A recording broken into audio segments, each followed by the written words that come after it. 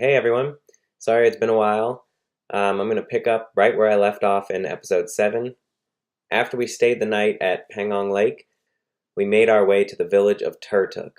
Turtuk is this tiny, remote, isolated village at the very northern point of the Nubra Valley. It's so far north that it's really just a few miles away from the Pakistan border.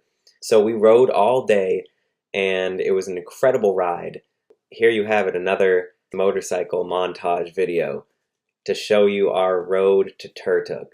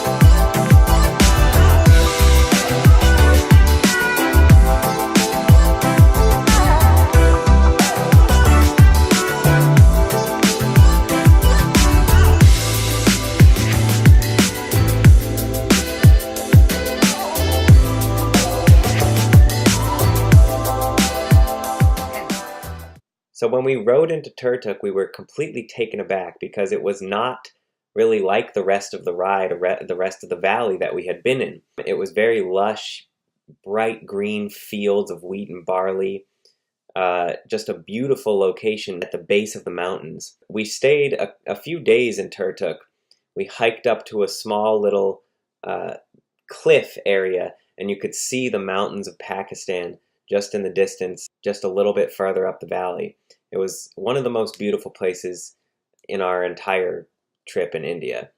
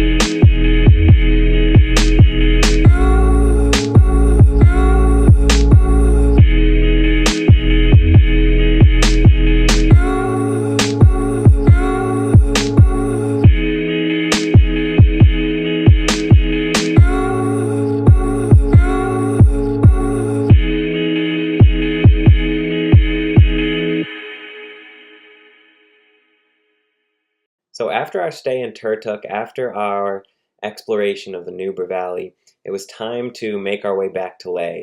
And to get back to Leh, we had to cross the highest motorable pass in the world, which is called Khardung La. Khardung La sits at about 17,500 feet, somewhere around that elevation. We made our way to the pass. We split up from George and Nancy. George and Nancy went ahead of us. We actually stayed one more night in this other little town called Hunder, which was closer to the pass. The next morning, we made our way up to the checkpoint right before the pass, and what we thought was going to kind of be an easy crossing turned out to be a long, long adventure. We got stuck at the checkpoint, and we were waiting and waiting, and it was freezing cold. We waited for the entire day.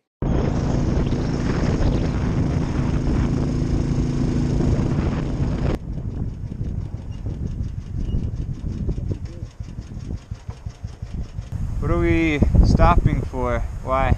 Road problem? Road problem? Yeah, there's enough one. Oh, okay. Got this block. How long? 2-3 hours. Oh. Oh, really?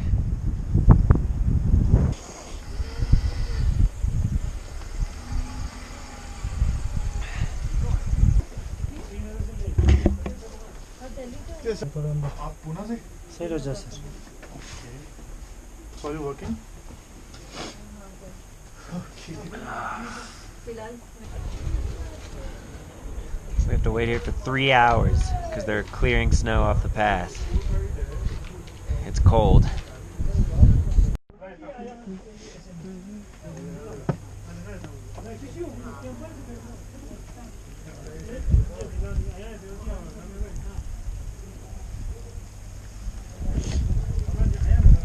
Now it's snowing.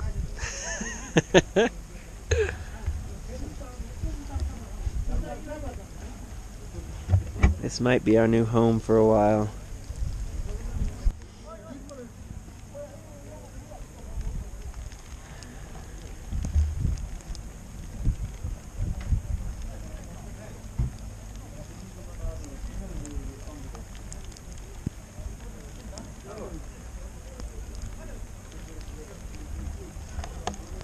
There's talk now of turning back and not being able to get through today.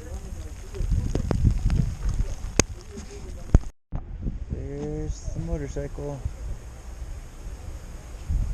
Gotta turn back for the day, it looks like. Pass is closed. So, Jesse, what's going on? Well, it won't stop snowing, and the pass is closed. So we've given up our motorcycle to the police, and we're going to try to find a ride back down. Back to the nearest village. And we've got our feet stuffed with plastic and cardboard. In our legs. We're doing pretty good. That's it. Little snow. So, what's happening now? Now the snow stopped. There's blue skies. And there's a tiny bit of hope.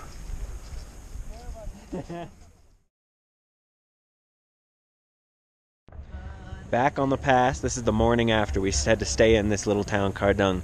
Now they're saying no bikes today either, but they might let the trucks through. So we're going to try, we have these Israeli friends, they have a bike too. We're going to try to put our bikes in the back of the trucks and then ride with the trucks over the pass, if they let the trucks through.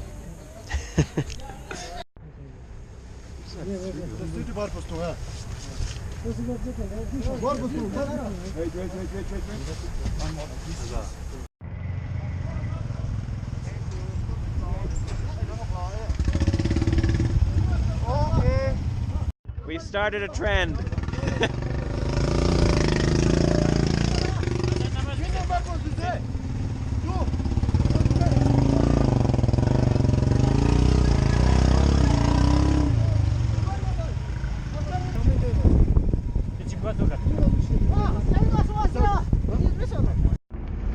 So what do you think? I hope that they're going to get The beginning of a long ride.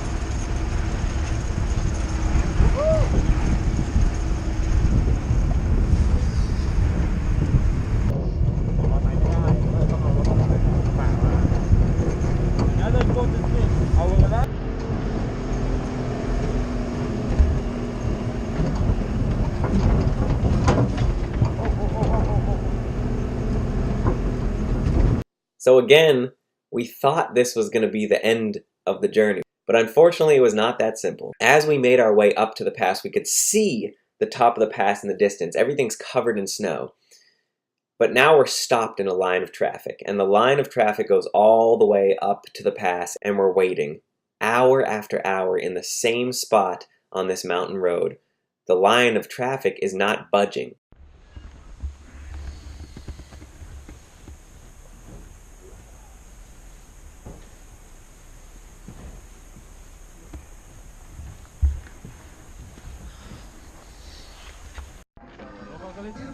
כן, כן, אחד עם אותה לבד.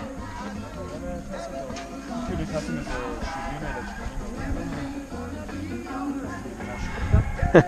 כן.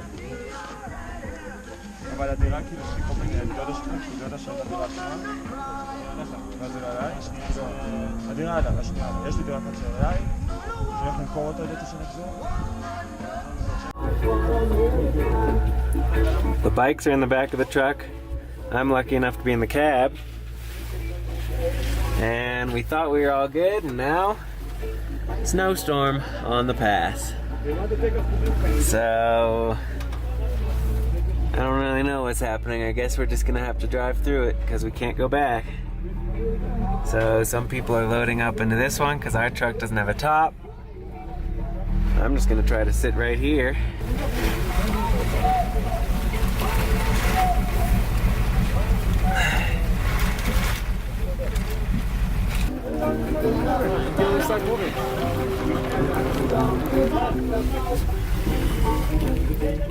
Eventually we make the decision that we're going to walk up to the top of Khardung La. So again, we're stuck.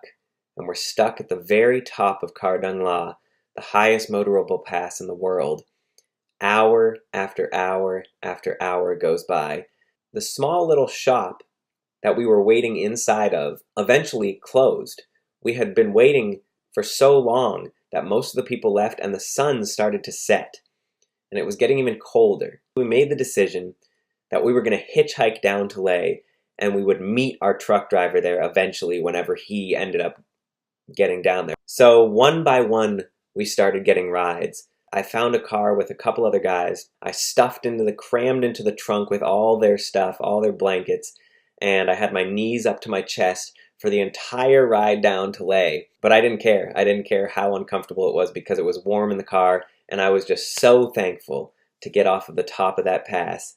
Finally, we made it back down to Leh. At about 11 or 12 at night, Chris knocked on my door. He made it down on his own, and we reconvened. The bike got down. It was in good shape. We were both just amazed that everything worked out.